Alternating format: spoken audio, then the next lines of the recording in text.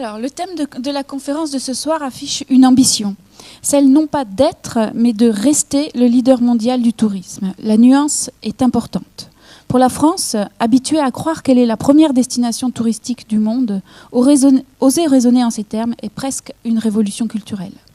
D'habitude, le terme leader est employé dans le domaine du sport et de la compétition. Il est par extension appliqué à la politique, l'industrie, l'art, la science, même l'éducation. Le leader est en tête et il mène la danse. Que signifie être leader en matière touristique? Est-ce recevoir sans cesse plus de touristes? En 2013, 84,7 millions de touristes étrangers sont venus en France. Notre pays ambitionne d'en recevoir 100 millions d'ici 2030. Lorsqu'on sait comment ces visiteurs sont comptabilisés, on doit rester très prudent sur de telles ambitions. Ou bien alors, il faut travailler à améliorer le mode de comptabilisation des touristes. Si les statistiques du tourisme nous apprennent que la France est le pays le plus visité au monde, ils ne nous disent pas comment faire pour maintenir notre rang. Les études et les rapports sur le tourisme, plus axés sur le fond et le qualitatif, semblent plus réalistes sur les difficultés du secteur à relever le défi du leadership mondial. C'est qu'il y a beaucoup à faire, tant on part de loin. Le tourisme a longtemps été méprisé en France. 3 dimensions peuvent être mobilisées pour l'expliquer. D'abord, la dimension culturelle. Les activités de service sont moins considérées que les activités industrielles. Ensuite, la dimension est politique. Pourquoi s'occuper de tourisme puisque tout va bien, les chiffres le prouvent? Pourquoi financer des investissements alors que les premiers bénéficiaires ne sont pas des électeurs? Et puis les touristes gênent et encombrent. Beaucoup d'hommes politiques et de citoyens ne comprennent pas l'importance du tourisme pour notre économie. Enfin, la dimension touristique. C'est un secteur moins organisé, trop hétérogène, ce qui ne facilite pas sa visibilité, sa représentativité et sa capacité à faire du lobbying. Depuis peu, le tourisme est devenu une priorité nationale. Pourquoi ce changement d'attitude? Par urgence, par nécessité et, espérons-le, par opportunité. L'urgence est que tous les pays souhaitent devenir une destination touristique majeure. Qu'ils soient industrialisés, regardez l'ambition des États-Unis, ou moins.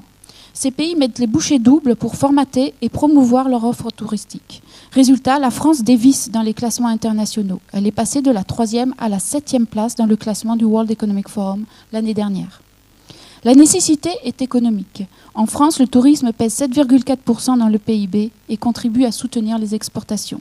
Avec le tourisme, il y a matière à création de richesses et d'emplois. L'opportunité est celle de répondre aux défis sociétaux du XXIe siècle. Le tourisme peut prétendre être un levier de développement pour les territoires et s'inscrire au cœur des mutations socio-économiques. Le Val d'Europe en est une parfaite illustration. Que le tourisme puisse s'inscrire dans les défis sociétaux du futur, j'y vois là un changement de posture. Ne plus seulement envisager le tourisme comme une activité exportatrice, l'envisager comme une industrie et comme un levier de développement et de valorisation durable des territoires. J'y vois aussi un changement de paradigme autour de la redéfinition de la notion de destination touristique et de son inscription dans les défis du futur.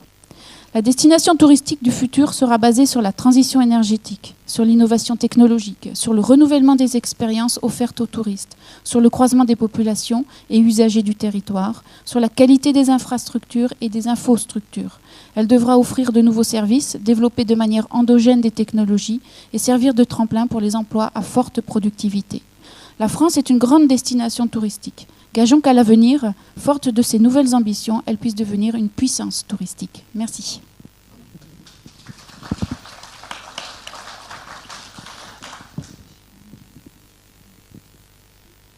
Super. Merci, madame, mais je ne sais plus ce que je suis venu faire ici. Et nous n'aurions même pas dû travailler l'Institut Montaigne et la Chambre de commerce parce que vous avez en quelques mots parfaitement résumé l'analyse que nous avons faite, au-delà même de ce que je pouvais imaginer. Peut-être un mot pour... alors, je ne sais pas si les uns ou les autres, vous savez ce que sont les chambres de commerce, et en particulier la Chambre de commerce et d'industrie de Paris-Île-de-France. Je rappelle que ce sont des établissements d'État anciens, puisque la première, celle de Marseille, remonte au XVIIe siècle et que celle de Paris a été créée en 1803. Établissements publics d'État gérés par des chefs d'entreprise élus par leur pairs. Donc une structure très particulière et qui est une passerelle entre le monde du public et le monde du privé, passerelle que nous considérons aujourd'hui de plus en plus indispensable, même si les rigueurs financières gouvernementales s'abattent sur nous avec beaucoup de violence, mais ça ne fait rien, nous sommes des chefs d'entreprise, donc nous faisons face.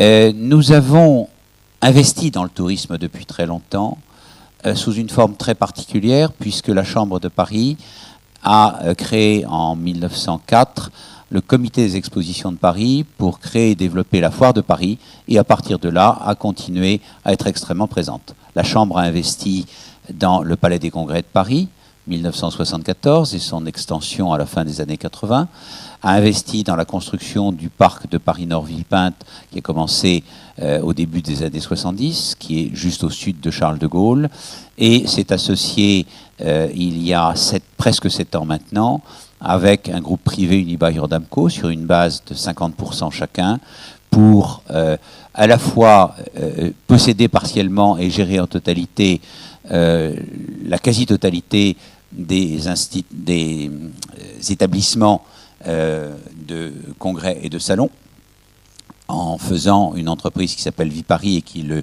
leader mondial en matière de gestion de sites. Nous n'avons pas tellement de leaders mondiaux, c'est bon de le rappeler.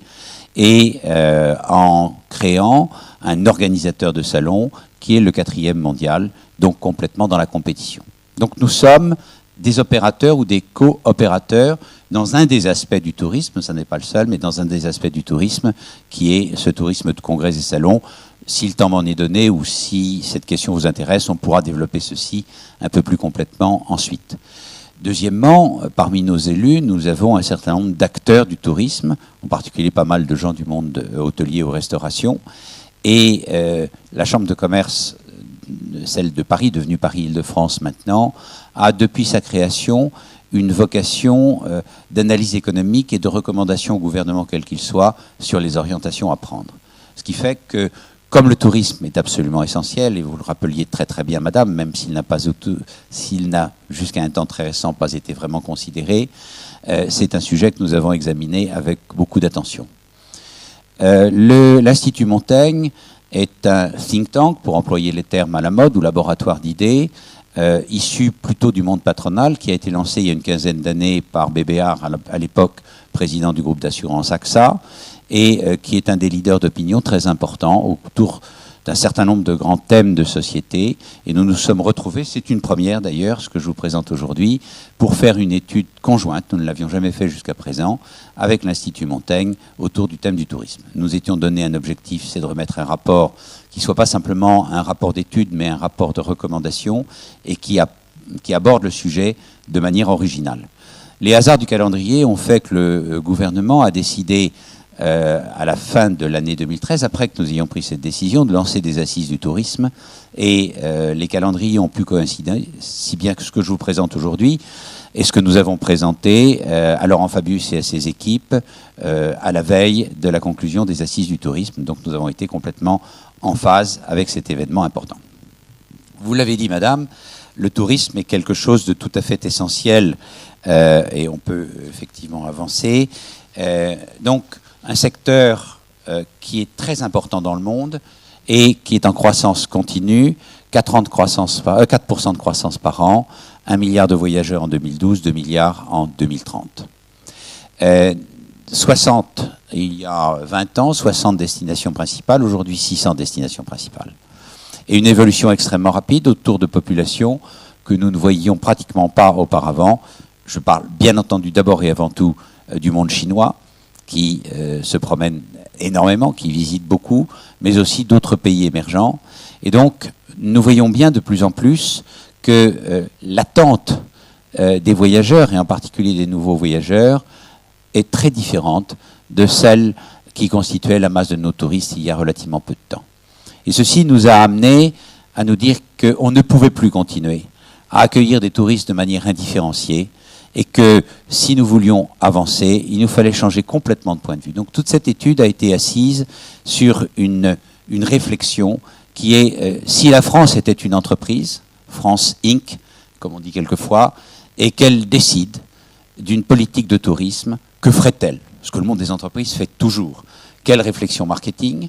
Et qui dit marketing dit connaissance de ses clients et segmentation, qui dit réflexion des produits, qui dit recherche de marge, qui dit également meilleure connaissance des chiffres. Et vous avez raison, c'est un des points sur lesquels nous sommes aujourd'hui très défaillants. C'est quelque chose de très important pour la France. 9%, presque 10% du PIB de l'Île-de-France, pas loin de la même proportion au niveau national. C'est au niveau de l'Île-de-France, puisque c'est un des points sur lesquels nous sommes le plus attardés, 500 000 emplois, soit 9% de la population salariée. Au niveau national, c'est environ 7% de la population salariée. Le tourisme irrigue à la fois des activités proprement dédiées au tourisme, mais aussi, et peut-être même d'abord, un certain nombre d'activités qui ont d'autres usages. Les premières retombées du tourisme sont les transports, avec un grand tiers, et puis ensuite la restauration, à peu près avec la même dimension, et de manière un peu étonnante, l'hébergement ne représente que 12 ou 13%, je parle de mémoire, de l'ensemble de la valeur apportée par les touristes. 83 millions de visiteurs, nous sommes la première destination mondiale, cocorico, même si un certain nombre de ceux qu'on appelle les visiteurs ou les touristes sont en fait des traversants. Nous sommes un carrefour, nous sommes un pays de passage entre l'Europe du Nord qui va chercher en été le soleil et l'Europe du Sud qui vient à la même période lui offrir le soleil. Donc la destination péninsule ibérique ou botte italienne fait que l'on traverse, en particulier pour la péninsule ibérique, beaucoup la France. Et donc on a, estimation très grossière, mais on a grosso modo 11-12 millions de visiteurs sur les 83 millions qui aujourd'hui ne sont guère que des traversants, certains s'arrêtant le moins longtemps possible, certains ne dormant même pas et trimballant dans leur coffre, comme en particulier nos amis néerlandais, de quoi se sustenter pendant tout le voyage. Mais même si on retire ceci, nous restons une destination importante. L'Île-de-France a une place de leader, 32 millions de visiteurs, et je vous disais 500 000 emplois et 70 000 entreprises liées au tourisme. Alors, pourquoi se poser la question? Après tout, effectivement, ça va bien, etc. Premier point d'alerte, la valeur ajoutée de nos visiteurs. Si nous sommes les premiers en termes de nombre de visiteurs recensés, nous sommes loin derrière d'autres pays, dont en particulier l'Espagne, sur la valeur laissée par les touristes et même la durée des séjours. Nous avons des gens qui viennent, ils dépensent pas énormément. Il reste peu de temps. Les séjours sont courts et donc on ne tire pas toute la valeur qu'on pourrait tirer de cette activité. Les autorités publiques, au niveau national comme au niveau régional, ont pris conscience de l'importance du tourisme, mais c'est très récent.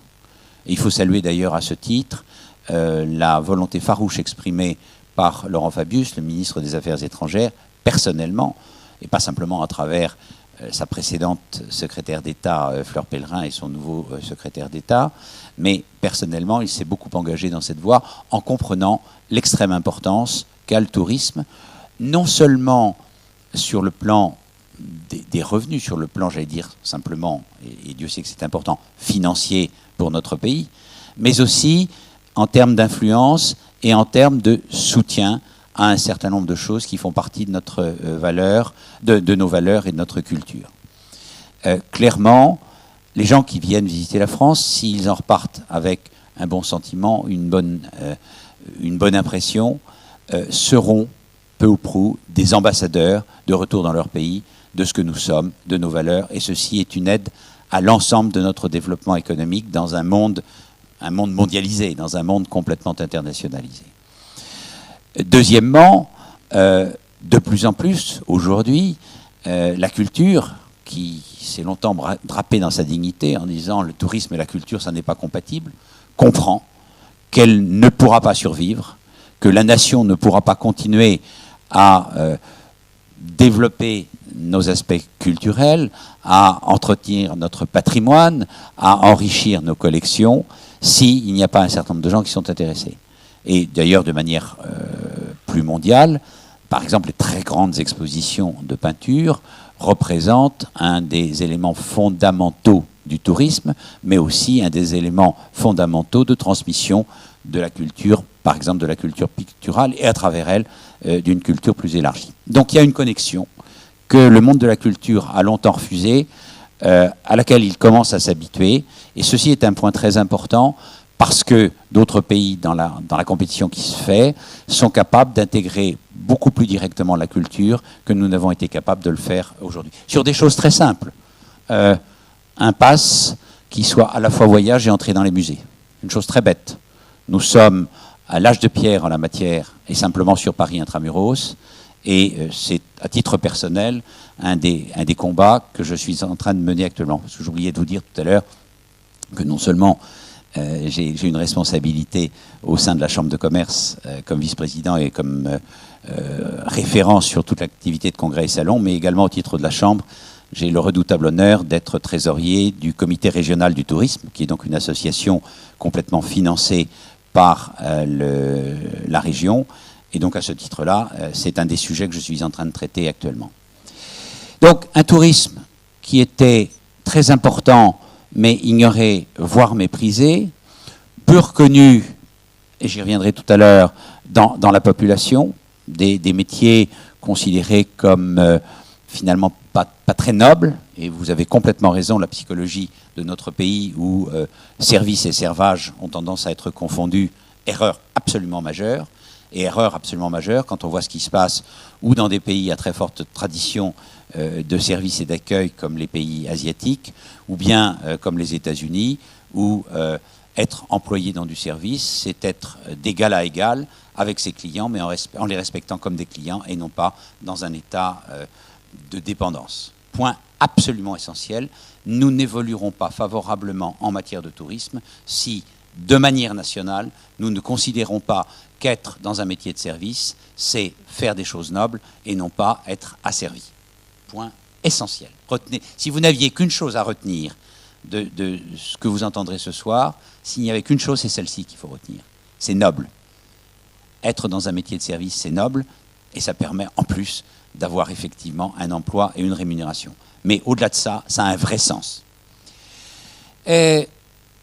Ce que nous avons voulu, et ce que je vais vous présenter maintenant, après ces longs préambules, c'est pousser une analyse suffisamment fine sur les points forts et les points faibles. Non pas pour n'avoir qu'un diagnostic, il y a trop d'études, trop souvent qui ne sont que des diagnostics, mais pour pousser derrière ça des actions concrètes, à court terme, à long terme, de caractère national, de caractère plus limité. Dernier point qu'il faut noter, on a parlé tout à l'heure de la compétition internationale, clairement, c'est un enjeu considérable pour à peu près tous les pays.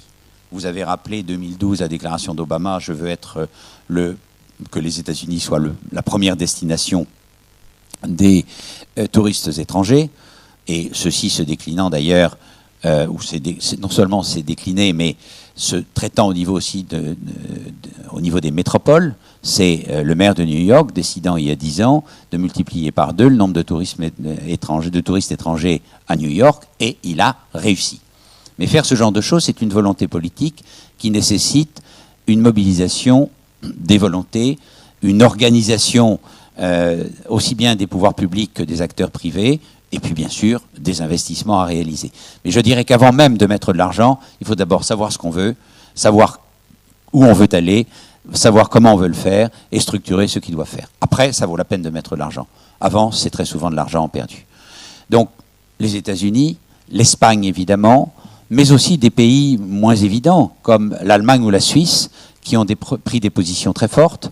Et l'exemple suisse est tout à fait intéressant, à la fois sur un marketing extrêmement poussé, appuyé sur des choses vraies mais pas forcément évidentes, mais aussi une volonté de développement de la professionnalisation, et ça n'est pas un hasard si l'on trouve des écoles suisses au plus haut des enseignements dans un certain nombre des métiers du touriste. C'est une volonté délibérée de la collectivité suisse qui a servi d'assise en quelque sorte à l'engagement marketing qu'a fait la Suisse, ou l'Allemagne qui ne paraissait pas une destination touristique évidente et qui a réussi remarquablement.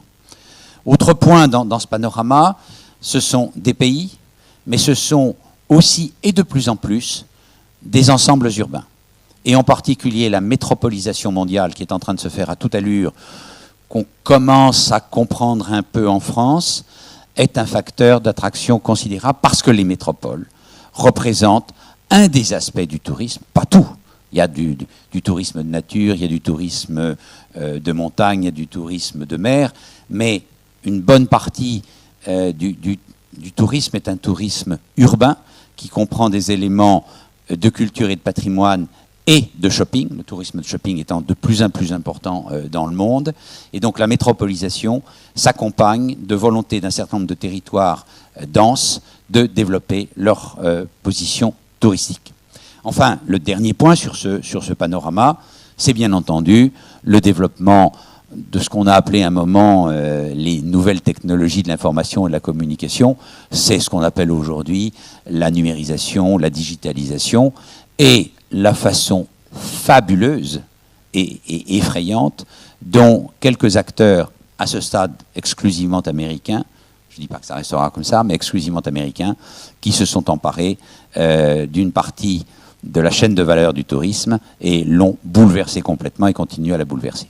Ce sont les positionnements et les rankings sur Google, ce sont les bookings et autre chose de ce genre, et qui ont pris la main sur les réservations hôtelières et maintenant sur les réservations de restauration.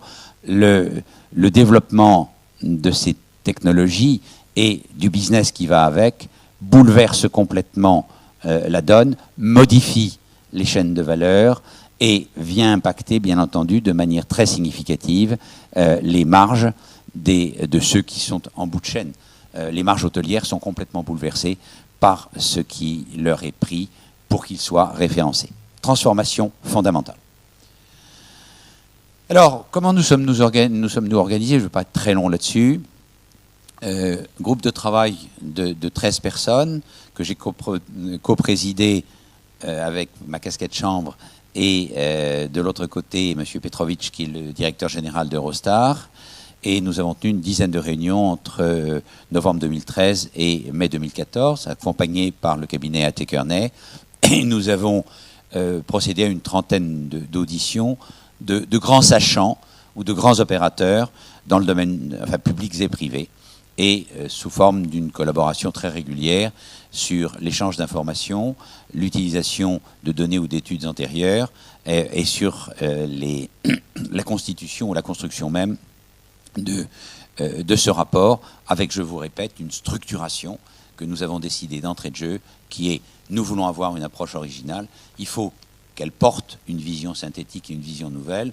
Nous sommes des représentants de l'entreprise, l'Institut Montaigne est un think tank issu de l'entreprise, alors apportons ce que nous savons. Comment l'entreprise aborderait-elle ça si elle était en charge de développer ce marché? Les constats.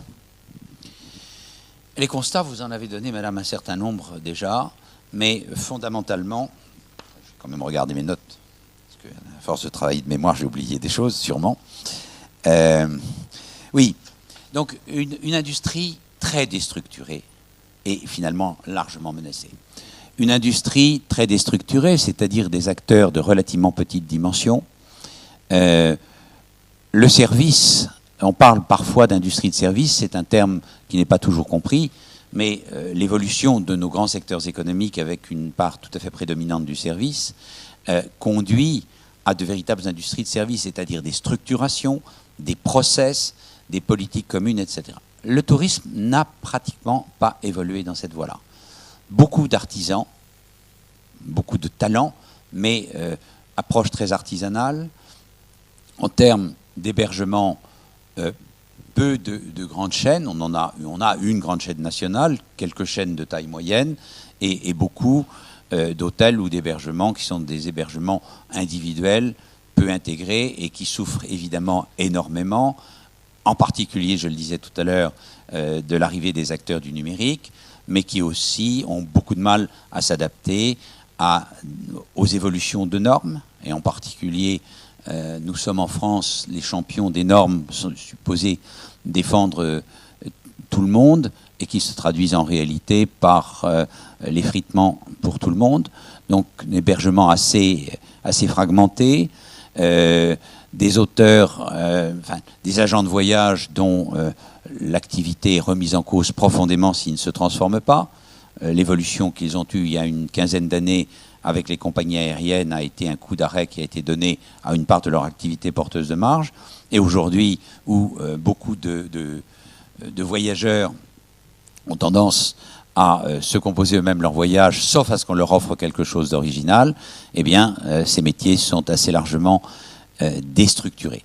L'ensemble de la filière est très très peu structuré, peu adapté au marché de l'emploi.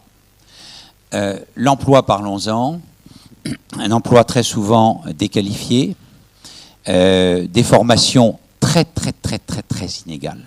Quelques très bonnes formations, beaucoup de formations très insuffisantes, que ce soit dans la compréhension de ce qu'est le métier de service, que ce soit sur le plan linguistique, qui est devenu une obligation, que ce soit dans la capacité à évoluer.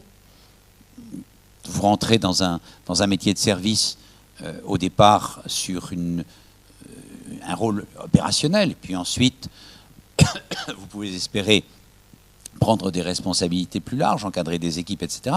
Mais encore faut-il avoir été formé à ça, formé à la gestion des équipes, à la gestion de la ressource humaine, à la gestion financière d'unités de business unit. Et ça, la formation globalement est très insuffisante, même s'il y a des points remarquables de formation. Une formation qui doit être complètement repensée. Gouvernance. Alors le terme de gouvernance est évidemment très à la mode actuellement, mais il correspond à des choses réelles. Pardon. Et la gouvernance, c'est comment partager. Or, ce métier est déstructuré, mais il est aussi éclaté. C'est-à-dire vous avez l'industrie du logement ou de l'hébergement, puis vous avez la restauration, puis vous avez le secteur public qui est lui-même éclaté en entités locales où beaucoup d'argent public est d'ailleurs dépensé sans beaucoup de vision. Les marques territoriales sont extrêmement nombreuses. Chacun prétend afficher dans le monde entier la marque de son territoire, mais quand vous voyez que même une marque comme Île-de-France n'existe pas. La marque de Paris existe de manière considérable, elle est plus importante en tant que marque que la marque France, mais la marque Île-de-France, même pas à l'autre bout du monde, pas très loin de la France, on vous dit où est située cette île, et c'est même pas une caricature, hein. Je l'ai entendu de manière tout à fait visible. Donc, il faut agréger, rassembler, avoir, je dirais, des points communs. Ça ne veut pas dire que chacun y perde sa liberté, mais il faut avoir des points communs. Le rôle de l'État est évidemment considérable, c'est pour ça que je saluais l'action de Laurent Fabius, mais au-delà de ça, il n'y a pas un pilotage, il n'y a pas un vrai pilotage de l'approche française du tourisme, il n'y a pas un vrai pilotage qui intègre les différents acteurs publics et privés, et ça, c'est pour nous quelque chose d'absolument crucial. S'il n'y a pas une mise en commun, un partage de valeurs, plus qu'un échange d'informations, une action coordonnée, alors chacun, public et privé, dépensera beaucoup d'argent en vain, et on sera sur un tapis roulant qui va continuer à nous entraîner vers le bas. La concurrence, je ne vais pas y revenir, j'en ai parlé tout à l'heure. En tout cas, notre conclusion en faisant cette analyse, c'est qu'une stratégie touristique efficace passe d'abord et avant tout par une stratégie marketing. Et ça, c'est très clairement notre premier point. Une segmentation indispensable de la clientèle. Alors nous sommes amusés à essayer de faire une segmentation. Je ne sais pas si c'est la bonne segmentation, mais pour montrer en tout cas que cette analyse est possible. Je ne sais pas si vous pouvez lire convenablement, mais on a distingué entre les séjournants, les traversants dont je parlais tout à l'heure, et les excursionnistes. Les excursionnistes sont des gens qui sont dans des zones frontalières et qui vont venir sur le territoire français pour se faire une bonne bouffe de l'autre côté de la frontière ou pour aller voir telle ou telle chose. C'est anecdotique, mais pas tant que ça, car ce sont beaucoup de gens à pouvoir d'achat élevé qui sont capables de faire des choses. Les traversants, aujourd'hui, ils ne laissent pratiquement rien sur le territoire. Si on réussit à définir une politique d'offre pour ces gens, non pas en les stigmatisant, en les ignorant, mais en leur montrant qu'ils peuvent perdre 24 heures ou 48 heures sur le séjour qu'ils vont faire pendant 15 jours en Espagne, mais que ça va leur donner quelque chose d'autre, qu'on va leur proposer quelque chose d'autre. Au niveau des séjournants, nous avons fait des analyses, je ne vais pas rentrer dans le détail de ces différentes analyses, mais il y a les gens qui viennent en France en quelque sorte pour la France, parce que c'est un art de vivre, parce que c'est une réputation, parce que c'est une vision.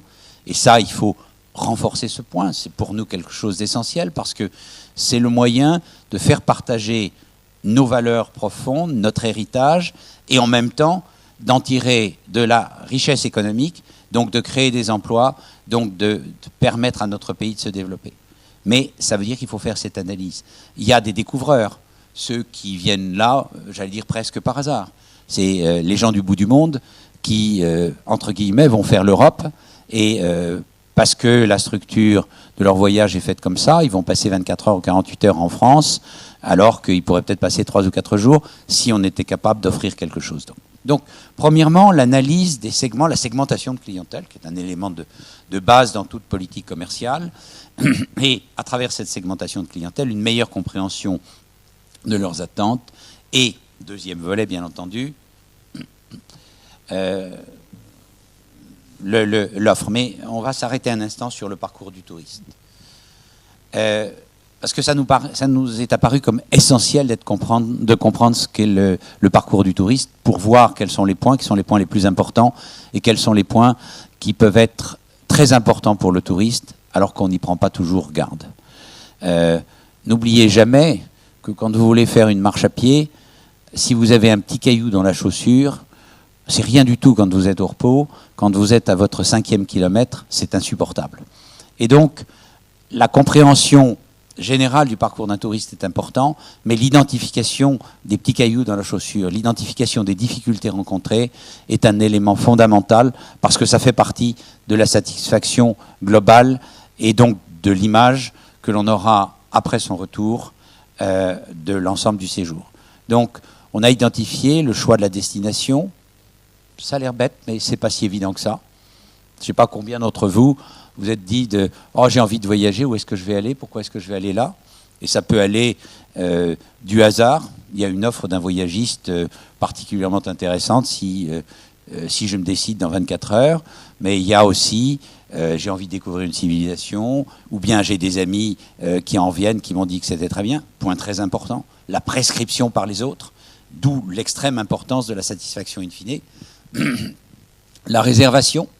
Et la réservation, aujourd'hui, elle est très déterminée, je vous le disais tout à l'heure, par les nouveaux agents issus du numérique qui vont jouer un rôle tout à fait essentiel. La réservation, comment est-ce qu'on va la faire? Merci. La réservation, comment est-ce qu'on va la faire? Où est-ce qu'elle va nous amener? Donc, il y a derrière ça, entre le choix de la destination et la réservation, il y a les sites pays, sites de destination à l'intérieur d'un pays, et les branchements sur les éléments de réservation qu'il faudra faire à l'avance. Hôtellerie, voiture, ou éléments de voyage sur le territoire, et bien entendu, transport pour accéder à la destination France ou à toute autre destination. Le transport, l'arrivée, donc toute la notion d'accueil, dans les aéroports, dans les gares, ou bien, parce que ça fait partie des éléments importants, les abords de ville, pour ceux qui, d'une manière ou d'une autre, vont être amenés, même si ça n'est qu'en fin de parcours, à avoir un parcours routier. Même si vous êtes très très bien accueilli à l'aéroport, si de Charles de Gaulle à votre hôtel, vous avez 2h30 et que vous traversez des banlieues plus ou moins agréables à regarder, ben, l'impression ne sera pas forcément aussi bonne que si vous arrivez dans un centre-ville après avoir emprunté un métro qui soit de très bonne qualité. Donc, et c'est bien une chaîne qui fait la qualité.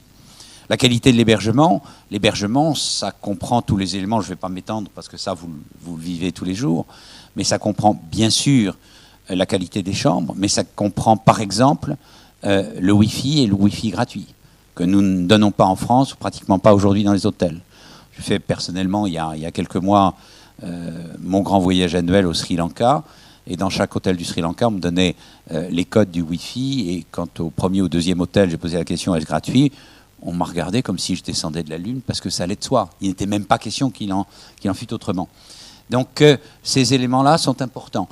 Dans l'activité de congrès et salon, qui est quand même très très importante, j'en parle avec beaucoup de chaleur, c'est évident, mais je rappelle quand même que les visiteurs professionnels représentent 40% des nuitées sur Paris intramuros et sur la métropole, et que les retombées des congrès et salons, c'est 5,5 milliards d'euros sur la seule Île-de-France chaque année, c'est-à-dire plus que ce que nous attendions des Jeux Olympiques de 2012 s'ils avaient eu lieu à Paris et pas à Londres. Donc ce sont des éléments qui sont très importants. Les gens arrivent dans des hôtels, dans un certain nombre de pays, vous participez à un congrès, il y a un mot pour le congressiste, etc. En France, c'est extrêmement rare. De même que dans le taxi, vous débarquez à Vienne pour aller à un congrès, le taxi a à l'intérieur une petite plaque en disant « Bienvenue aux congressistes » ou bien... ce sont des anecdotes, mais elles éclairent les choses. Nous avons gagné, il y a quelques années, la venue pour la première fois du Congrès européen de cardiologie à Paris. Il n'était jamais venu à Paris. Il représente 35 000 visiteurs, ce qui est gigantesque. Et quand nous l'avons gagné, je suis allé à Munich, où il se tenait 2 ans auparavant, pour voir comment ça se passait. Dîner dans un des bons restaurants du centre de Munich, un maître d'hôtel qui nous prie de l'excuser, puisque j'étais avec le directeur général de Viparis, qui nous prie de l'excuser du fait que la carte était très courte ce soir-là. On regarde avec un peu de surprise, il nous dit « Oui, vous ne le savez sans doute pas, mais nous avons un très grand congrès et nous avions peur de ne pas pouvoir satisfaire nos clients si nous avions notre carte ordinaire. Nous avons préféré réduire notre carte pour pouvoir satisfaire les congressistes. » Ce sont des éléments qui sont essentiels. Le tourisme, c'est fait, enfin vous le sentez à travers mes propos, à la fois de vision, mais c'est fait aussi de prise de conscience, d'engagement et souvent de choses petites ou moyennes. C'est le sourire, c'est la démarche qu'on aura fait là-dedans. C'est un état d'esprit qu'il faut entrer et vous toutes et vous tous qui êtes étudiants, c'est un élément fondamental. C'est un état d'esprit. Si vous rentrez dans des métiers du tourisme, il faut absolument que vous disiez que vous jouez un rôle important, que vous êtes, quelle que soit votre position et votre activité, une ambassadrice ou un ambassadeur d'un pays et que vous avez envie de l'être et que vous êtes heureux de l'être. Hébergement, les activités sur place, évidemment c'est essentiel. Qu'est-ce qu'on peut offrir comme activité? À la fois structurer une offre de façon à ce que les gens puissent s'y retrouver et en même temps faciliter une adaptation, puisque nous sommes dans un monde de zapping. Si les gens veulent changer, il faut absolument qu'ils puissent le faire. Le départ, mais aussi le suivi. Est-ce que vous avez été satisfait? Qu'est-ce que vous avez comme recommandation à faire? Etc. Et être capable, quelque part, de relancer. Parce que, je vous l'ai dit tout à l'heure, mais je le redis, quelqu'un qui rentrera dans son pays satisfait, heureux, ayant été considéré, non seulement sera tenté de revenir, et c'est un point très important, et nous avons de quoi recevoir des gens de manière répétée, sera tenté d'influencer autour de lui, ses amis, sa famille, etc., mais en plus sera porteur d'une image de la France, ce dont nous avons terriblement besoin, à un moment où, pour employer l'expression à la mode, le France bashing est complètement répandu. Eh bien, des touristes qui sont satisfaits, qui voient que ça fonctionne en France, que les gens ont l'air plutôt heureux, les accueillent très bien, sont des gens qui vont porter une autre image de notre pays. Alors, nos propositions. Je suis encore dans les temps. Ah, plus beaucoup, hein. Bon, on va essayer de faire très vite. Mais vous aurez, je pense, à votre disposition les présentations. Comment ? Et le rapport, d'accord. Bon. Donc, premier point, connaître les cibles et l'offre du site France, construire une stratégie autour d'un plan marketing par grand segment de clientèles étrangères. Et ça veut dire une vision commune, une vision partagée, un véritable projet collectif, dans lequel l'État est obligatoirement, je dis à peu près obligatoirement, la structure, mais il ne peut être que la structure autour de laquelle s'agrègent les réflexions. Si c'est un plan qui est fait à la française, c'est-à-dire décidé, que ce soit depuis Bercy, depuis le Quai d'Orsay ou depuis n'importe quel autre bastion énarchique, nous ne nous en sortirons pas. Il faut que ce soit un plan décidé, vécu ensemble par les représentants de toutes les parties prenantes. Et au niveau public, l'État bien entendu, mais également toutes les collectivités locales pour lesquelles c'est quelque chose de très important. Promouvoir le territoire et innover en matière de numérique. Promouvoir le territoire, c'est en particulier une politique de marque complètement repensée. Il y a quelques marques qui s'imposent. C'est Paris, c'est French Riviera, c'est Mont-Blanc, c'est Loire-Vallée, c'est Bordeaux, parce que c'est évidemment emblématique. Ça peut être aussi des points beaucoup plus précis. Les Alpes, c'est une chose, mais Courchevel, pour un type de clientèle, c'est une marque absolument fantastique. Donc, travailler la politique de marque, c'est un acte professionnel et qui commence à être fait, mais il faut éviter d'essayer de développer en permanence des petites marques, aussi importantes et sympathiques qu'elles soient. Il faut à ce moment-là plutôt intégrer des offres sur des territoires moins connus dans des offres plus générales. C'est la seule solution pour véritablement permettre à ces territoires de vivre et se développer, et ils en ont complètement le droit, mais en même temps, ça ne sert à rien de gaspiller des dizaines de millions sur tout le territoire français pour promouvoir n'importe où à l'étranger des territoires qui n'existeront jamais à une échelle mondiale. Et ce n'est pas du mépris à l'égard de ces territoires qui sont importants, c'est, pardonnez-moi, du simple réalisme.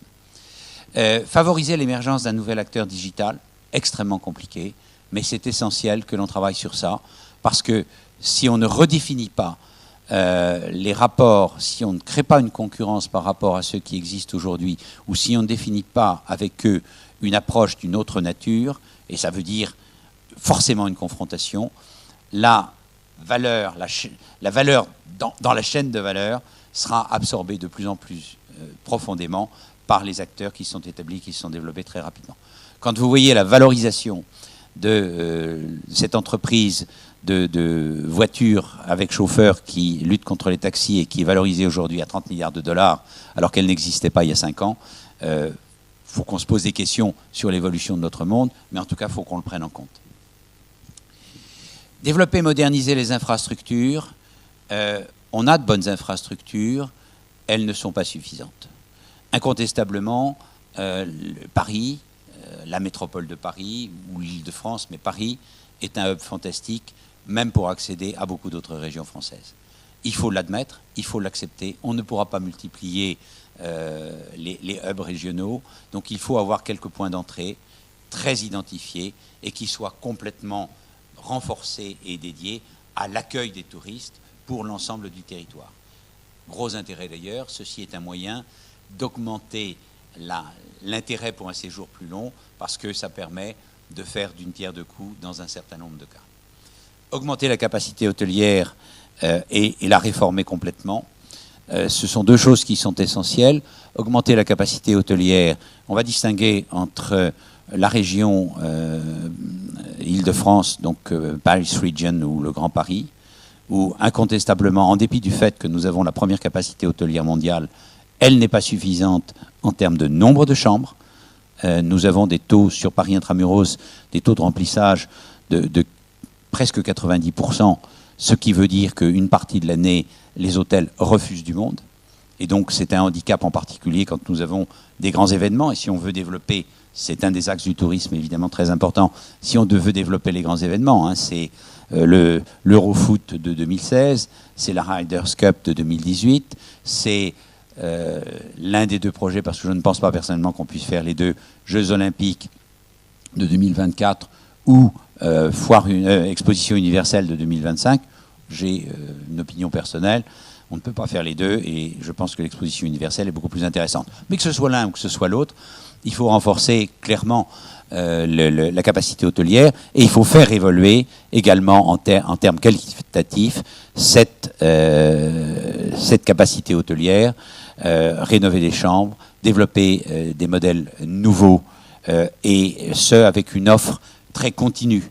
On a fait un très gros effort, et c'est remarquable, en matière de développement de palaces, mais on doit avoir aussi bien un développement de 2 étoiles ou 3 étoiles, accessible et suffisamment moderne. Ensuite, point majeur, je l'ai dit, j'y reviens, former les acteurs du tourisme de demain. Essentiel. Ça ne sert à rien de mettre en place une stratégie marketing si nous ne trouvons pas la ressource humaine dont ont besoin les différents métiers du tourisme.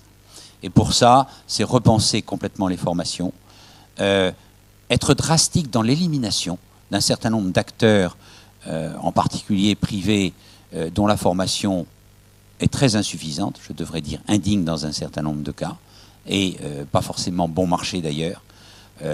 Et l'un des dangers que nous avons actuellement en revalorisant le tourisme, c'est de faire croire à des étudiants et à leurs parents qu'en allant dans un certain nombre d'enseignements, souvent des enseignements privés d'ailleurs, mais pas que, ils vont acquérir la compétence, ils ne l'ont pas. Donc il faut repenser complètement le contenu des formations, il faut être beaucoup plus exigeant sur ce contenu, il faut développer une orientation d'excellence. Ça n'est pas facile, ça bouscule beaucoup d'habitudes.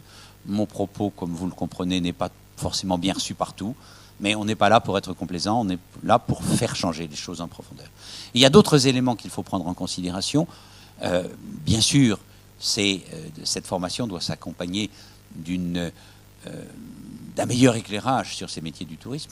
Je suis en train de regarder actuellement avec des producteurs de télévision si on peut faire l'équivalent sur d'autres métiers du tourisme, du Top Chef par exemple, de façon à valoriser ces métiers du tourisme dans d'autres choses.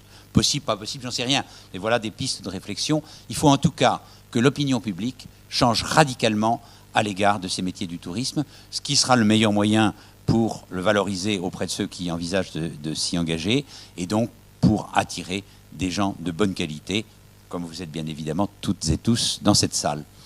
Il faut faire un peu de lèche quand même. Autre point sur lequel nous attirons l'attention beaucoup, c'est celui du logement.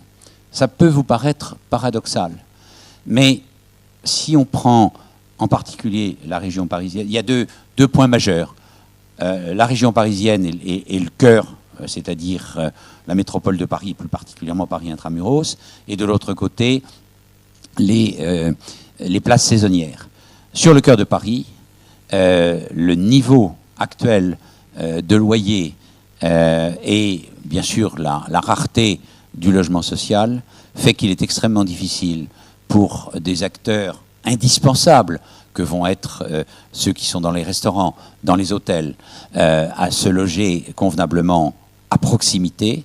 Et quand vous travaillez le soir, que vous sortez à 11h ou à minuit de votre activité, c'est extraordinairement difficile d'aller à 20 ou 25 km de Paris dans des transports publics. Donc il y a un vrai problème. Nous l'avons posé très clairement au niveau de la région et au niveau de la ville de Paris.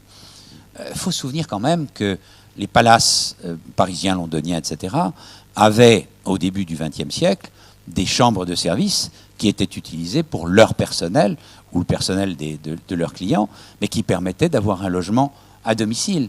Aujourd'hui, ça n'est plus concevable. Elles ont été transformées en mini-suites et sont louées quelques centaines d'euros quand ce ne sont pas quelques milliers d'euros. Donc, il y a un vrai problème de logement. Et sur le saisonnier, c'est extraordinairement difficile au moment où une ville de 3-4 000 habitants va devenir une ville de 50 000 habitants, de loger en plus les gens qui sont là. Donc on a un problème qui est un problème majeur. Je ne sais pas comment le résoudre, mais en tout cas nous considérons qu'il doit être considéré comme prioritaire, qu'il faut le prendre. Développer la culture de service, je vous l'ai dit.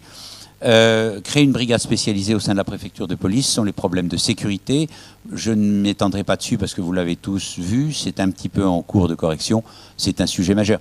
Mais ça a été le problème des Chinois agressés dans leurs autocars. Mais hier matin, un des responsables du Palais des Congrès, puisque mon bureau principal est au Palais des Congrès de la Porte-Maillot, m'expliquait qu'il venait de faire chasser 30 Roms qui s'étaient installés, pas simplement en été comme ils avaient l'habitude de le faire, mais également en hiver aux abords du palais. Et comme Manuel Valls venait au palais aujourd'hui, la police avait quand même consenti à les chasser. Mais on a des problèmes de sécurité. Il ne s'agit pas de stigmatiser tel ou tel, il s'agit de considérer que ceux qui viennent dans Paris ont le droit de pouvoir se déplacer, que ce soit à pied, que ce soit dans les transports publics, en pleine sécurité. Revoir la politique de visa, je ne m'étendrai pas là-dessus. Mais c'est évidemment un point essentiel qui commence à être pris en compte. Et là encore, le rôle de Laurent Fabius a été très important. Favoriser le tourisme de shopping. Et là, on voit bien qu'il y a des avancées qui sont en train de se faire. Mais ouverture des commerces de dimanche, dans les zones touristiques étendues, dans les gares, ainsi que le travail du soir, qui sont des éléments absolument fondamentaux. Parce que Parce que c'est vrai que Londres attire beaucoup plus, et Londres attire beaucoup plus sur cette réputation, même si les gens ne font pas toujours leurs achats. Mais ceux qui sont un dimanche à Paris ne peuvent pas faire que les musées.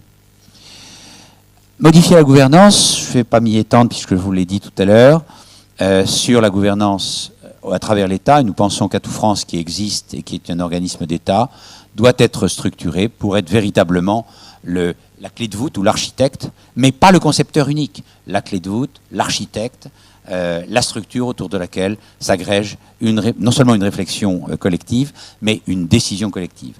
Et enfin, repenser la multitude, parce que là, comme dans les autres domaines, nous avons le fameux millefeuille français, et nous avons les comités régionaux du tourisme, les offices départementaux du tourisme, les offices ici ou là, la promotion des territoires, etc. Et il est indispensable, à la fois pour des raisons d'économie et des raisons d'efficacité et des raisons de lisibilité, de simplifier les choses. Voilà, là, cette étude a fait l'objet d'une diffusion assez largement faite et manifestement été prise en compte, y compris d'ailleurs par Fabius dans ses conclusions aux assises du tourisme, et depuis lors dans un certain nombre de mouvements comme sur l'ouverture du dimanche. Et je dirais que pour des gens qui ont voulu orienter des actions, le fait de voir que certaines d'entre elles sont déjà engagées est quelque chose de satisfaisant. C'est une vraie récompense, comme celle de parler devant vous ce soir également. Voilà ce que je pouvais vous dire. Merci beaucoup de votre attention, et maintenant c'est à moi de vous écouter et de vous écouter poser des questions. Merci.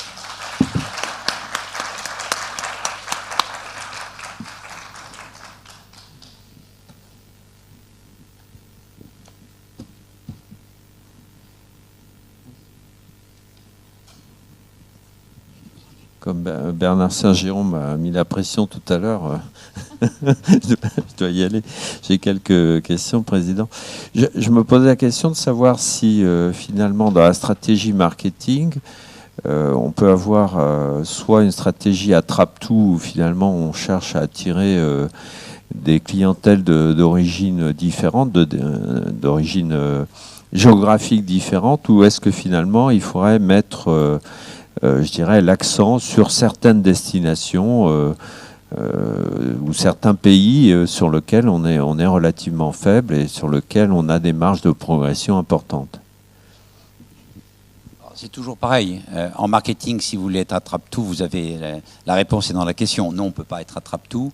Mais en sens inverse, nous avons une telle masse et une telle place que nous ne pouvons pas faire une stratégie trop ciblée, trop restrictive et trop élitiste, parce que pour le coup, bien sûr, on augmenterait significativement la marge moyenne par touriste, mais on risquerait de passer complètement à côté d'une évolution extrêmement rapide. Donc il faut partir du stock actuel, c'est-à-dire du flux actuel de touristes, et projeter son évolution. Donc quels sont les pays qui vont émerger, quels sont leurs besoins et comment s'y situent-ils. Ça va dépendre en particulier de leur proximité. Le touriste européen frontalier n'a pas du tout la même approche que le touriste lointain. Et dans les touristes lointains, il y a les pays dans lesquels il y a déjà une tradition, sur lesquels il y a beaucoup de choses à faire. Mais quand vous regardez les États-Unis, vous avez quand même un certain nombre d'Américains qui reviennent plusieurs fois dans leur vie, voire davantage en Europe et en particulier en France, et qui ont entraîné leur famille. On en est à la 3e, 4e ou 5e génération. En revanche, au niveau des Chinois ou des Brésiliens, ça n'est pas tout à fait la même chose.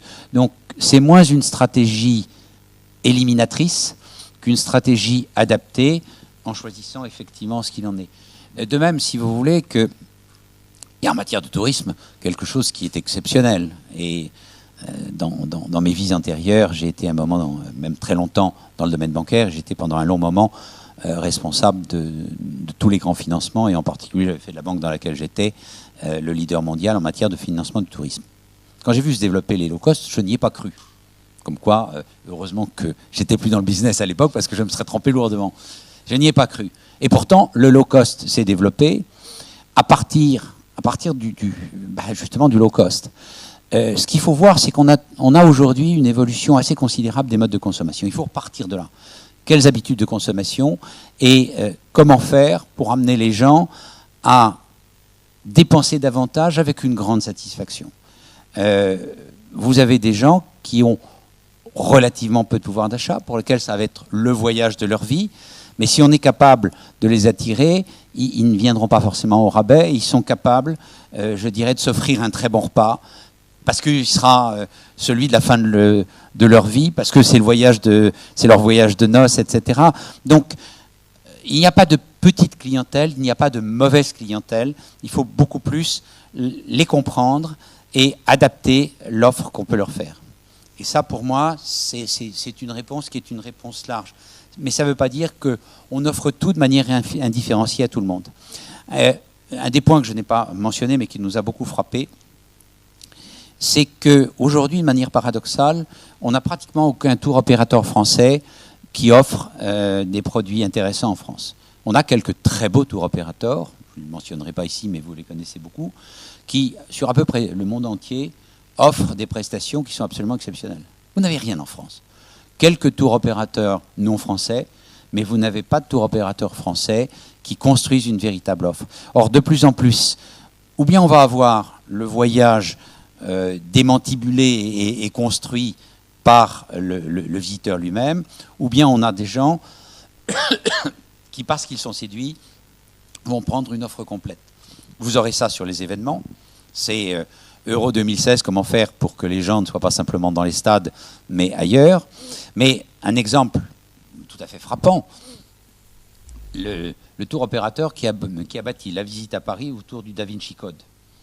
Succès phénoménal, en les emmenant d'ailleurs dans des lieux où il ne s'était rien passé de ce qui était dit dans le roman. Mais la visite du Louvre et la visite de Saint-Sulpice ont été extraordinaires. Bon, alors c'est une anecdote, mais c'est plus qu'une anecdote. C'est une réflexion sur comment construire quelque chose qui réponde aux attentes des gens. C'est la visite des impressionnistes, mais à ce moment-là, il faut avoir quelque chose d'organisé, en particulier pour les Japonais. Donc, vous avez une politique de produit par rapport au segment de clientèle. Mais on peut pas, si on ne peut pas être attrape-tout au sens général et générique du terme, il faut qu'on ait une gamme extrêmement large. Conviction personnelle. Hein. Juste une petite question d'accompagnement. Puis, simplement, vous avez fait apparaître également une segmentation très fine qui m'a intrigué. Les amoureux de la région de la nature, les multidécouvreurs, j'aimerais bien savoir de quoi il s'agit. Et je me suis dit... Lisez le rapport. Est-ce que vous aviez poursuivi justement cette analyse pour... je dirais, dégager des produits ou des programmes qui répondraient à ces segments de clientèle? Merci. Non, parce que ça n'était pas, pour nous en tout cas, la vocation de notre rapport. Notre rapport avait pour but de mettre en exergue qu'une segmentation était indispensable, qu'elle pouvait être faite, qu'elle pouvait être originale. Après ça, je dirais c'est une vision collective qui nous permettra de travailler là-dessus. Peut-être reprendra-t-on le flambeau pour aller plus loin, mais à ce stade, en tout cas, c'était déjà... créer une approche, je peux vous dire, maintenant c'est devenu complètement accepté et presque banal, et on se demande même pourquoi on a écrit des choses comme ça. Il y a un an, quand on a commencé à dire il faut segmenter les touristes, ce qui voulait dire quoi? Un certain nombre de gens, dans la sphère publique plutôt, qui nous ont regardés avec stupéfaction. Mais ce qui est très intéressant, c'est que tout d'un coup ça a basculé. Aujourd'hui, la question ne se pose même plus. Alors après, on va débattre de ce que c'est que le multidécouvreur et est-ce que c'est le bon segment. Mais à ce stade, je m'en moque.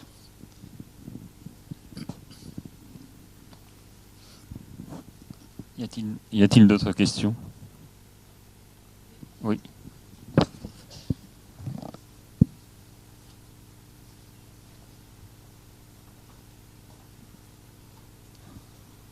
Bonjour.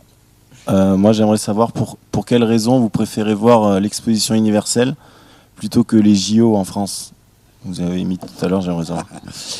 J'aime beaucoup le sport, donc ne vous inquiétez pas là-dessus, mais simplement parce que, d'abord en termes de développement, installer les JO, ce sont des investissements qui sont extrêmement lourds, dont une partie ne sera sans doute pas rentabilisable. Donc c'est un effort important, avec des retombées dont on n'est pas complètement certain.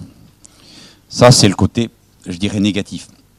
Même si avoir les JO c'est prestigieux, et même si la France n'a pas eu les JO depuis, je ne sais plus combien de temps, mais en tout cas très longtemps. A contrario, l'exposition universelle dure plus longtemps, donc est porteuse quand même de plus de visiteurs, hein, c'est 6 mois, une exposition universelle, et surtout, elle est, de mon point de vue, un meilleur support pour porter l'image et les valeurs de la France. Et le projet tel qu'il a été développé par Jean-Christophe Fromentin est un projet extrêmement intéressant. Il est complètement novateur par rapport aux expositions universelles habituelles, puisque l'idée, c'est d'utiliser, autour d'un certain nombre de thèmes, beaucoup de l'existant actuel, c'est-à-dire en particulier tous les monuments qui ont été construits à l'occasion des précédentes expositions universelles. Je vous rappelle que la Tour Eiffel, le Grand Palais, le Petit Palais, Chaillot ont été construits pour des expositions universelles. Donc c'est utiliser ça, ce qui permet d'éviter des investissements lourds, et deuxièmement s'appuyer sur le réseau qui sera pas complètement achevé, mais très largement avancé, du métro express du Grand Paris, et donc de développer ça autour des gares. Et c'est un rassemblement des nations autour de leurs valeurs, de leurs innovations, etc. Donc je trouve que le projet est plus porteur que des Jeux Olympiques qui ne sont pas banalisés, mais quand même un peu. Voilà, mais opinion personnelle, et dont j'admets parfaitement que le contraire puisse être défendu. Et vous-même, qu'est-ce que vous choisiriez alors?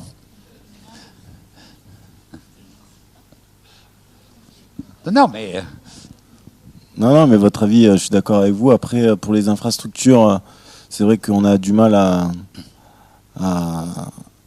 pouvoir en plus les pérenniser, qu'elles soient viables ensuite, par la suite.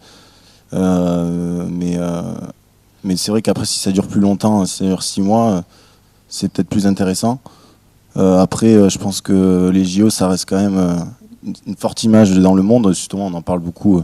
C'est vrai. Et que Vladimir Poutine s'est arraché pour avoir les JO d'hiver. Donc, c'est encore une importante image, je pense, les JO.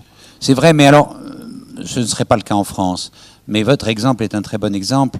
Il rappelle quand même qu'à plusieurs reprises dans l'histoire, des Jeux Olympiques ont été utilisés à des fins complètement politiques. Il faut se rappeler quand même les Jeux Olympiques de 1936 à Berlin, dont le souvenir est quand même pour le moins discutable. Heureusement, on est largement sorti de ça, mais Poutine a quand même ramené un peu cette vision extrêmement politique, nationalo-politique, qui, moi, me gêne toujours un petit peu. Mais ceci dit, si j'avais la conviction que nous ayons les moyens de faire les deux, je ne cracherai certainement pas sur les Jeux Olympiques. Je ne crois pas qu'on puisse le faire. Et vous avez vu le débat d'ailleurs entre un président de la République disant oui à l'exposition universelle, et ce serait bien si on pouvait avoir aussi les Jeux Olympiques, et la maire de Paris qui dit faut pas rigoler les enfants, je ne peux pas sur Paris, raison financière, mais aussi raison de fonctionnement de la cité, avoir 2 années consécutives les Jeux Olympiques puis l'exposition universelle. Donc on sera certainement amené à faire un choix. Oui. Oui. Merci bien. Oui, bonsoir. Je ne sais pas si vous m'entendez parce que... Oui, voilà. oui, allez-y. Alors, moi, je voulais intervenir sur 2 points. En parlant des Jeux, donc monsieur a évoqué les Jeux olympiques. Pour ce qui concerne les Jeux olympiques des sports d'hiver, je précise bien, Oui. je suis italienne, donc je me suis rendue en Italie pour voir quand la ville de Turin a fait ces sports d'hiver. Je n'ai trouvé aucune structure parce que l'Italie a trouvé la manière de faire des structures préfabriquées juste installées juste pendant la période des Jeux. Et tous les sportifs, tous les soirs, ils rentraient avec des cars dans différentes villes du Piémont. Donc, je veux dire que l'engagement financier n'a pas été énorme. Par contre, tout le monde se souviendra qu'il n'y a pas eu d'ambiance à ces Jeux-là parce que toutes les équipes, le soir, sont rentrées dans différentes villes. Tout ça pour vous dire par rapport à Albertville qui s'est endetté et qui a encore des structures qui ne servent plus à rien. C'est vrai, c'est juste pour faire une comparaison, comme quoi on peut faire des jeux, éclater les différentes discipline dans différents endroits sans endetter énormément la ville de Paris et la France entière. Pardonnez-moi, mais je ne suis pas sûr que la transposition puisse se faire parce que la nature, c'est vrai, une partie de la ville pourrait éventuellement être utilisée avec des structures temporaires, mais il y a quand même un certain nombre de structures permanentes dont la réutilisation n'est pas forcément évidente. Alors, il y a sûrement moyen de faire convenablement. Londres a tiré très bien parti de ces Jeux Olympiques, mais parce que, et ça, de toutes les façons, si nous avions les Jeux Olympiques, c'est ce qu'il faudrait faire, parce que Londres a très très bien structuré la campagne de communication et je dirais l'accueil des visiteurs. Donc ça a été une impulsion qui n'a pas été simplement one shot, mais qui a été plus large. Et donc si effectivement nous décidions d'être candidats et si nous pouvions avoir les Jeux Olympiques, il faudrait certainement bâtir ça sous une forme très différente de celle qu'on a fait précédemment. Je rappelle aussi, pour les Jeux Olympiques, que pour l'exposition universelle, que le lobbying pour obtenir les voix est un lobbying long et ardu, et coûteux. Et pas que coûteux. Je crois que pour l'exposition universelle, ce sont 185 pays qui adhèrent à l'organisation des expositions universelles, dont la structure est installée à Paris, et c'est un pays, une voix.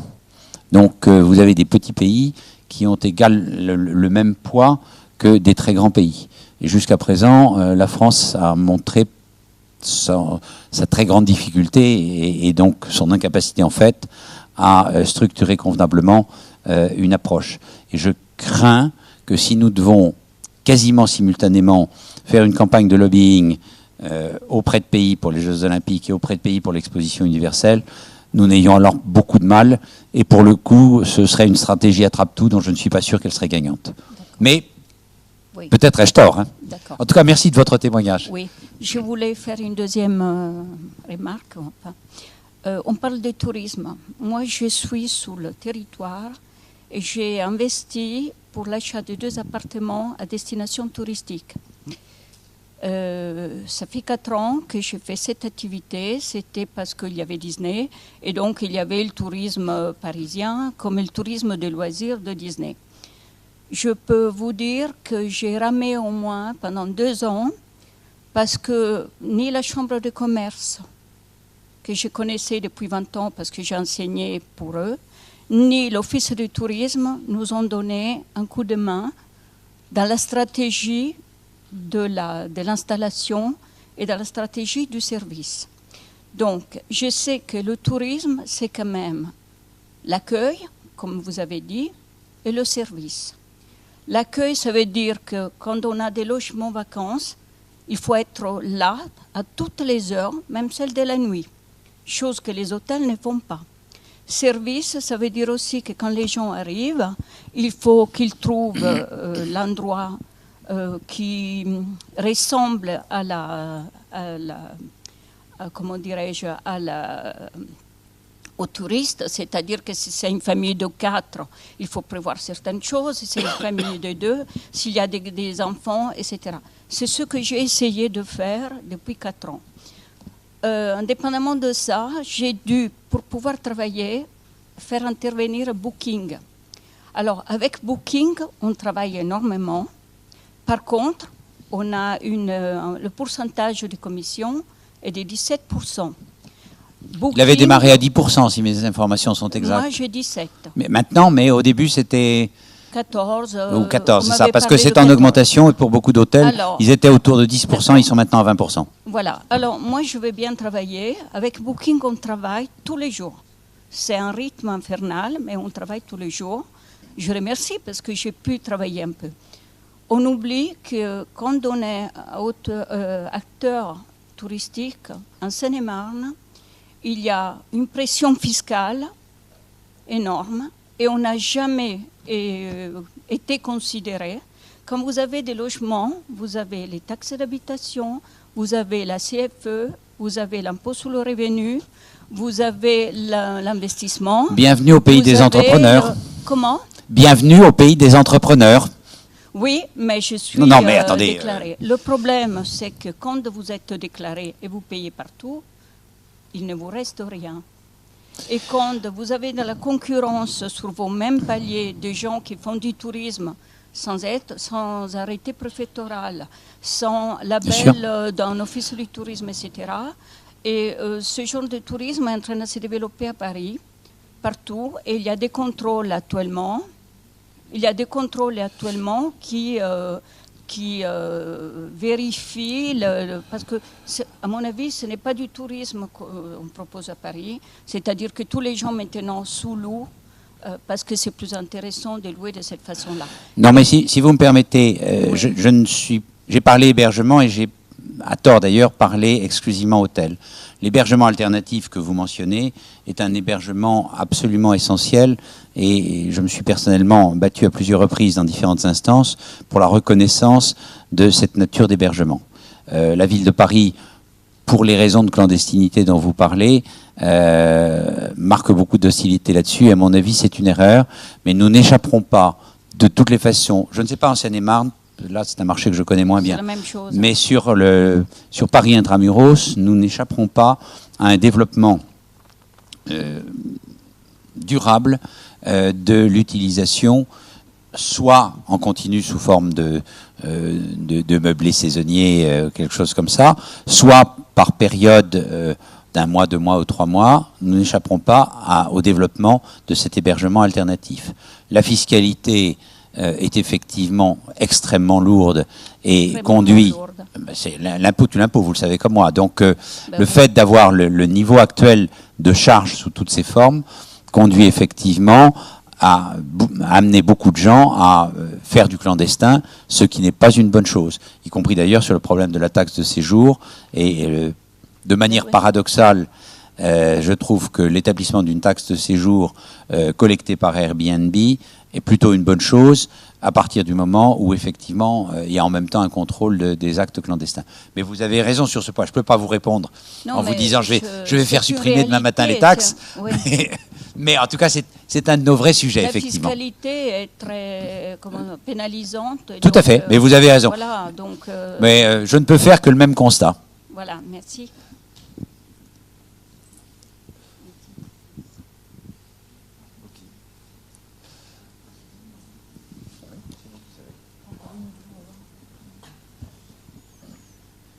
Bonsoir.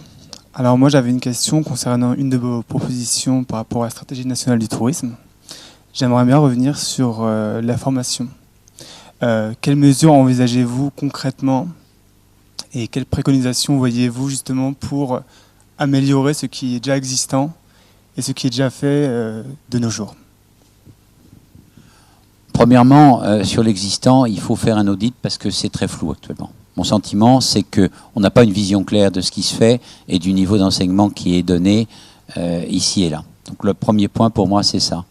Deuxième point, c'est un renforcement des conditions d'apprentissage parce que ce sont des métiers dans lesquels l'alternance est extrêmement favorable. Or, aujourd'hui, les conditions d'alternance ne sont pas toujours réunies et au motif de protéger soit les mineurs pour ceux qui sont en apprentissage à moins de 18 ans, soit les jeunes adultes, les jeunes majeurs au-delà de ça, on met des règles qui sont tellement lourdes que quand ils le veulent, les entrepreneurs ont de plus en plus, enfin, les entreprises ont de plus en plus de mal à prendre des gens et un certain nombre d'entre eux se refusent.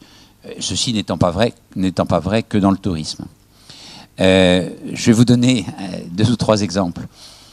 J'ai été amené à intervenir personnellement pour compte d'amis dont la petite fille était prise en apprentissage dans une école spécialisée justement sur les métiers de l'accueil, qui est une école, un des CFA de la Chambre. Les parents et grands-parents avaient cherché à l'aider à trouver dans l'hôtellerie, et elle n'avait pas trouvé, en particulier parce que les règles de protection des mineurs interdisent que dans les hôtels, des mineurs puissent rentrer dans des chambres. Compliqué quand même. Bon. De même en cuisine, vous n'avez pas le droit de toucher à des couteaux, enfin, etc. Au niveau des stages, les contraintes de stage sont devenues telles, et en particulier Le nombre de stagiaires est maintenant extrêmement limité. Je recevais hier à déjeuner, ce que je fais très régulièrement parce que je préside également la Chambre de commerce des Hauts-de-Seine, et je recevais une quinzaine d'entrepreneurs ou de chefs d'entreprise de mon département. Et c'est un des points sur lesquels on est venu, qui était à la fois les capacités de recrutement et les capacités de formation. Et tous se plaignaient que les règles qui ont été mises en place sont beaucoup trop contraignantes. Donc on est en train de travailler à la Chambre, c'est un des aspects, loin d'être le seul, on est en train de travailler à la Chambre pour essayer de déposer des amendements auprès du Parlement et faire évoluer les règles pour qu'elles deviennent plus intelligentes et plus souples. Il y a des abus, c'est vrai, il y a de temps à autre des abus, mais au motif qu'il y a des abus, on crée des règlements qui sont tellement lourds, tellement pénalisants, que au lieu d'avoir quelques personnes qui sont victimes d'abus, vous avez des dizaines de milliers de personnes qui ne trouvent pas, alors qu'on a absolument besoin de développer la professionnalisation et l'emploi. Donc, ma réponse, qui n'est que partielle à votre question, c'est premièrement avoir un audit très lucide de tout ce qui se fait en formation dans les métiers du tourisme, mieux les identifier d'ailleurs, parce que c'est pas toujours bien identifié. Ensuite, fixer des critères d'excellence et qui s'appliquent à tous, de façon à ce que cette formation soit reconnue et mieux reconnue. Ça m'agace d'entendre qu'il n'y a de formation hôtelière qu'en Suisse, alors que c'est pas vrai, et qu'en tout cas ça ne devrait pas être vrai. Quand on est le premier pays mondial en matière de tourisme, on doit avoir une formation qui soit une formation d'excellence. À quelque niveau qu'elle se pose, ce doit être une formation d'excellence. Donc c'est vraiment identification de ce qui se fait, mesure de la qualité, et ensuite plan de développement de la qualité. Et sur l'alternance, faire modifier les règles d'alternance de façon à ce que l'accès à l'alternance soit beaucoup plus facile. On ne peut pas s'offrir aujourd'hui que d'être dans un monde dans lequel n'obtiennent des stages ou des postes que les gens qui ont du piston. Ça, pour moi, c'est essentiel. Et j'y ai contribué en aidant la jeune fille dont je vous parle, mais nous avons le devoir, et vraiment au niveau de la Chambre, on fera tout ce qui est en notre pouvoir pour le faire, pour faire évoluer ça. Merci. Je ne réponds pas de manière concrète, je suis désolé, Non, mais voilà en tout cas l'orientation. Merci beaucoup. J'avais une... Ah oui, bon. Je vais quand même essayer de poser la mienne. Donc moi j'avais une question, mais qui touche un segment dont vous n'avez absolument pas parlé, mais qui est quand même un segment important, qui est le tourisme de croisière. En France, on a la première façade maritime en Europe. Alors je sais bien que toute la façade atlantique n'est pas très exploitable pour les croisières, mais on a au moins toute la Manche et une partie de la mer du Nord qui pourrait être exploitée au moins comme point de départ ou d'arrivée. Et une ville comme Barcelone, c'est 2 600 000 transitaires. Je ne parle pas simplement des gens qui partent et qui arrivent. C'est 2 600 000 personnes qui, cette année, ont fait escale à Barcelone. Et sur certains week-ends, c'est 47 000 personnes sur le week-end, sur le plus gros week-end à Barcelone. Donc ça fait quand même pas mal de chambres d'hôtel, un bateau, hein, donc, quand ça arrive. Donc, et ça, évidemment, ça influence évidemment les visites, et même les Barcelonais s'en plaignent, puisque quand vous avez 50 000 personnes qui débarquent pour visiter en même temps le même week-end, etc., ça fait du flux. Et en même temps, on a vu que les boutiques à Barcelone ont réussi à ouvrir le dimanche grâce finalement aux croisiéristes. Et donc, je me disais que faire pour le tourisme de croisière en France, qui est notre parent pauvre, aussi bien en termes d'armateurs que d'échecs. Si on prend les deux plus gros ports que sont Le Havre ou Marseille, c'est quand même 2 gros échecs. Alors, il y a sans doute des raisons locales liées aux compagnies maritimes, etc. Mais je n'ai pas l'impression que la France fasse un très très gros effort de ce point de vue-là, et j'aimerais avoir votre avis dessus. Alors, mon avis va être prudent parce que c'est une question que je connais assez mal. Au risque de vous choquer, je ne suis pas complètement sûr que les croisiéristes apportent beaucoup de valeur. Ils en apportent sûrement un peu, mais apportent beaucoup de valeur au territoire qu'ils traversent.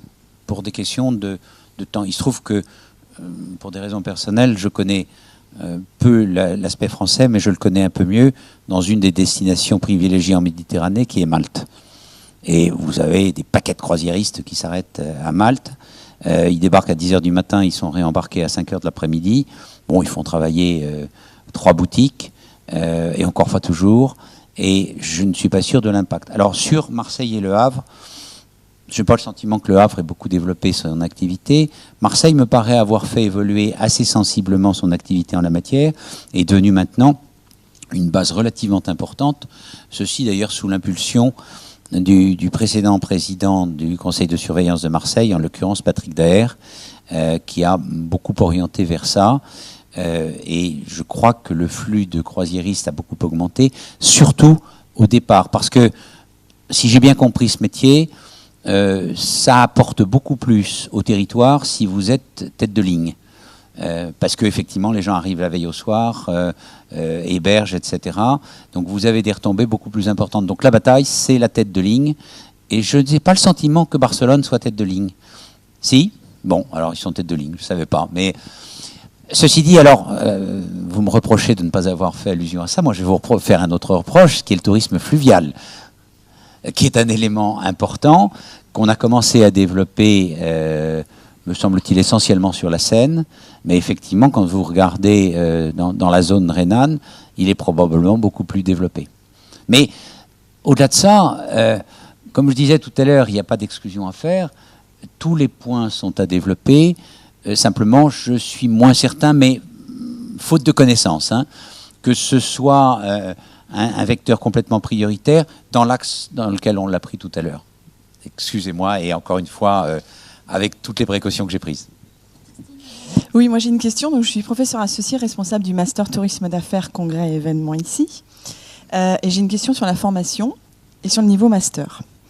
Je voudrais savoir ce que vous entendez et quelle est, selon vous, la plus-value d'un Master dans l'organisation événementielle, sachant qu'aujourd'hui, il y a encore beaucoup de gens qui considèrent qu'on n'a pas besoin d'un Master pour organiser un événement. Quelle est la position et votre valeur à vous ? Joker.